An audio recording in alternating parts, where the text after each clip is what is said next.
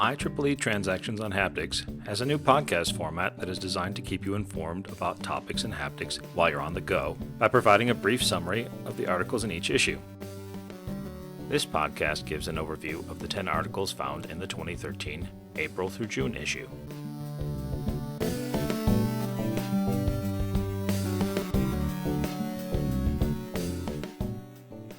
This issue's first article provides a common framework for analyzing and describing human and robot manipulations.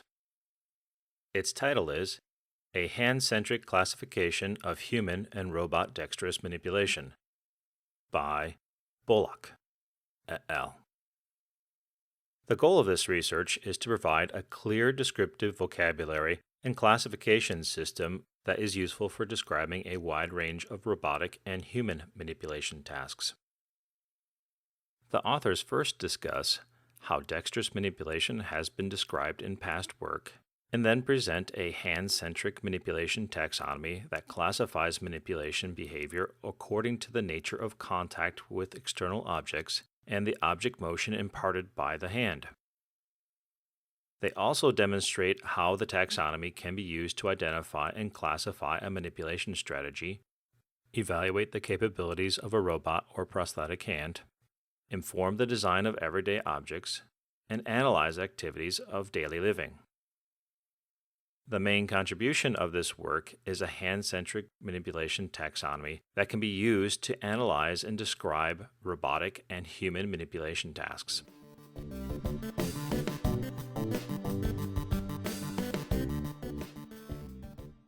This next article aims to provide a safe, low-cost means to improve the detection of breast cancer. Its title is An Optoelectromechanical Tactile Sensor for Detection of Breast Lumps by Yildiz et al.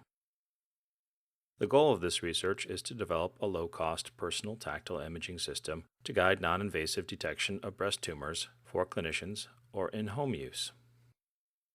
The author's device uses an array of IR emitter detector pairs as its sensor. In order to evaluate the performance of the proposed tactile imaging system, compression experiments were performed to measure the sensitivity and specificity of the system in detecting tumor-like inclusions embedded in tissue-like cylindrical silicone samples. In addition, manual palpation experiments were performed with 12 human subjects on the same silicone samples, and the results were compared to that of the tactile imaging system. The authors found the performance of the tactile imaging system was significantly better than that of the human subjects in detecting deep inclusions, while human subjects performed slightly better in detecting shallow inclusions close to the contact surface. The main contribution of this work is to present a simple, cost-effective breast lump detection system with reduced safety risks compared to X-ray or MRI, so that it can be potentially used with women who are pregnant or breastfeeding.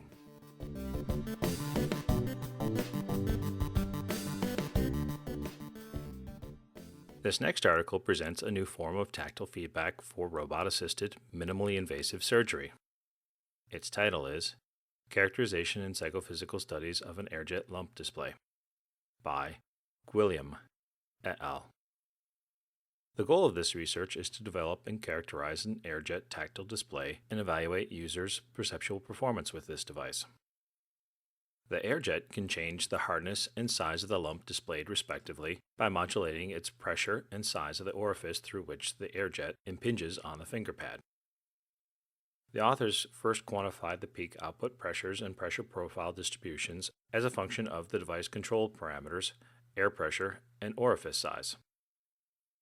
The authors then performed a psychophysical evaluation with test participants to evaluate difference thresholds, known as J&Ds, for each of the control parameters. The authors found the pressure J&Ds to be approximately 20 to 25 kilopascals, and orifice size J&Ds were approximately half a millimeter. The main contribution of the paper is in the presentation of a new tactile display and associated perceptual metrics for use in the design of such devices.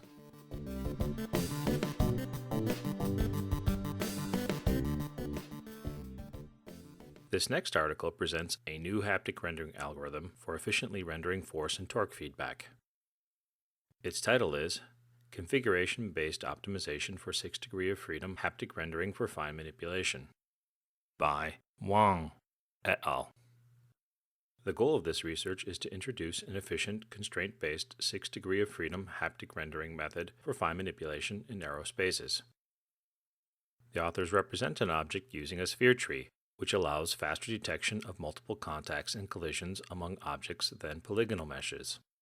This approach also facilitates formulation of contact constraints, which are solved through configuration-based optimization. The performance of the algorithm is demonstrated in several benchmarks involving complex multi-region contacts. Their experimental results show both high efficiency and stability of haptic rendering with the author's method at update rates of approximately 1 kHz. The main contribution of the work is an efficient, constraint-based 6 Degree of Freedom haptic rendering method for fine manipulation between complex-shaped objects.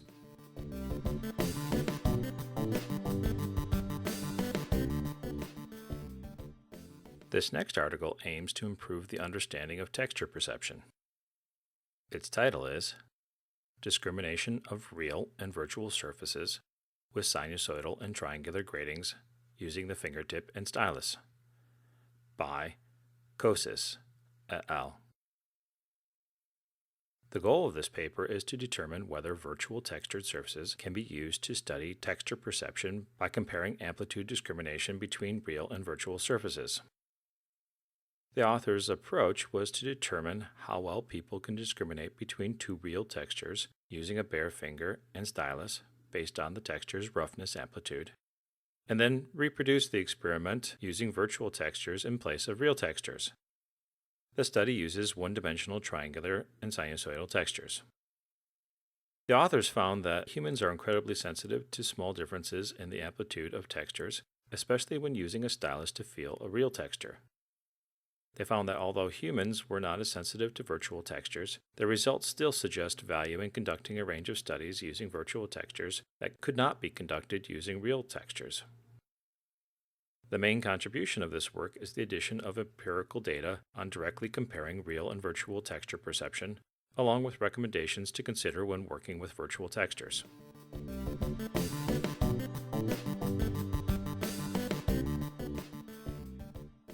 This next article provides a review and organizes the literature on haptic audiovisual feedback, referred to as HAV feedback.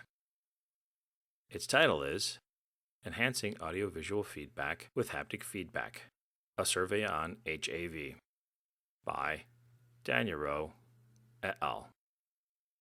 The goal of this paper is to provide a review of the literature related to how to produce, distribute, and render haptic audiovisual content.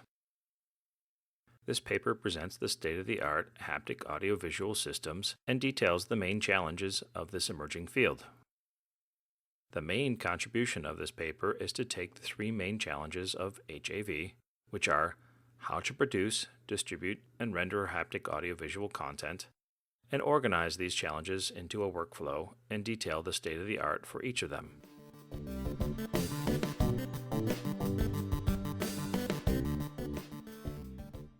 This next article seeks to use active haptic feedback to improve one's ability to play a musical instrument. Its title is Force-Sensitive Detents Improve User Performance for Linear Selection Tasks by Berdahl et al. The goal of this research is to demonstrate that active haptic feedback via force-sensitive detents can provide useful real-time assistance for playing a musical instrument. This paper presents a formal user study that demonstrates the efficacy of force-sensitive detents and compares them to prior algorithms for assisting a user in selecting musical pitches. The main contribution of this work is to show that force-sensitive detents allow users to receive haptic assistance only if they want it. This means that users can effectively leverage haptic assistance for accurately selecting pitches, but can also disable haptic assistance when desired.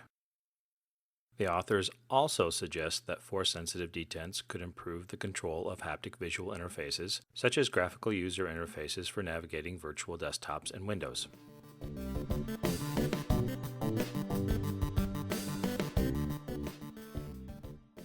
This next article aims to improve cancer treatment in robotically assisted minimally invasive surgery, or RMIS.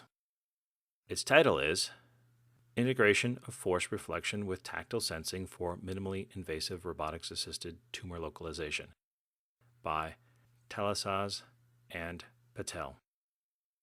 The goal of this research is to demonstrate the use of a new tactile sensor in RMIS and compare the efficacy of using this sensor tumor localization under visual and haptic feedback conditions. This paper presents an RMIS system that uses a rigidly mounted tactile sensor that can be operated in 3 modalities: direct force feedback, visual presentation of force feedback, and visual presentation of tactile feedback.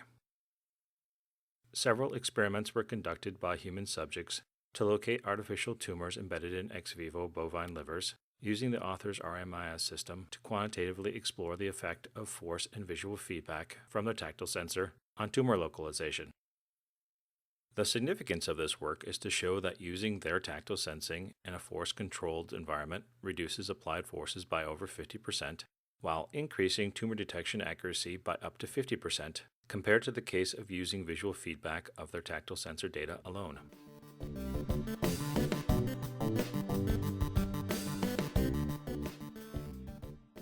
This next article presents a new control methodology for teleoperation systems. Its title is Robust Stability of Teleoperation Systems with Time Delay, a New Approach, by Hadadi and Hastrudi Zud. The goal of this research is to use standard power variables for the design of controllers that are robust against time delays, while also meeting certain kinesthetic performance requirements. This paper analytically and experimentally evaluates and compares the author's proposed 4-channel controller with a wave variable-based benchmark controller in terms of stability and transparency under various delays and environment conditions.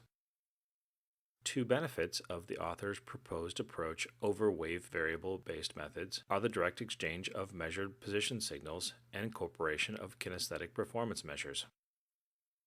The author's work is significant because they optimize their controller for better performance over prior methods and graphically show the effect of time delay on system stability.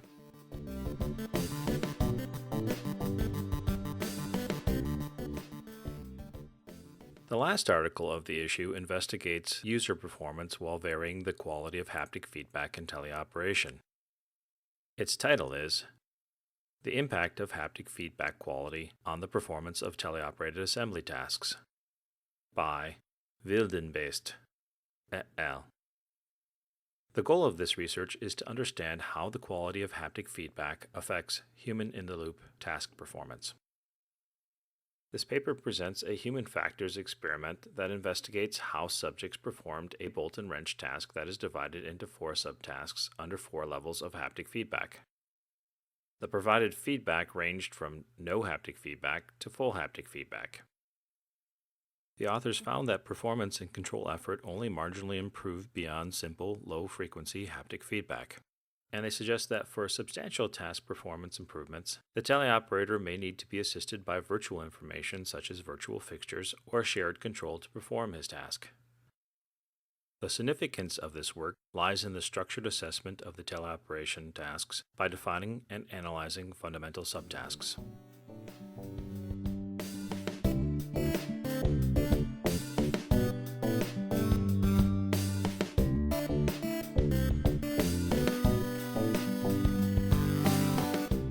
This concludes our podcast for this issue of the IEEE Transactions on Haptics. Hope you'll tune in again for our next issue.